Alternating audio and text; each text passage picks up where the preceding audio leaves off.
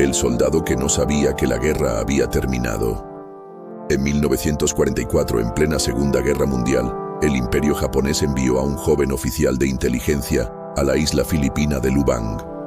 Su nombre era Hiroo Onoda. Su misión: espiar, sabotear y, sobre todo, nunca rendirse.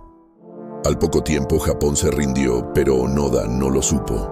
Cuando terminaron los combates, se internó en la jungla con 3 compañeros, convencido de que la guerra aún seguía.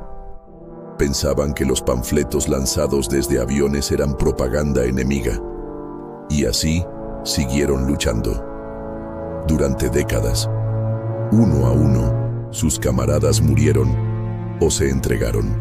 Pero Hiroo Onoda resistió solo durante casi 30 años. Sobrevivió cazando, escondiéndose, disparando contra quienes consideraba enemigos. No era un mito, era real. Fue en 1974 cuando un joven explorador japonés lo encontró. Pero Onoda no aceptó rendirse, a menos que recibiera la orden directa de su comandante.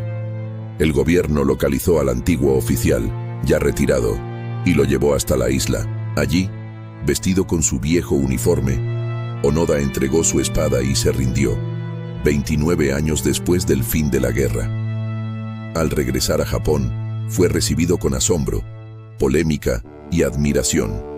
Luego vivió en Brasil como agricultor y regresó a Japón en sus últimos años. Hiroo Onoda no fue solo un soldado, fue el símbolo de una guerra que muchos querían olvidar, pero él nunca dejó de pelearla. Sígueme para más historias reales que parecen imposibles.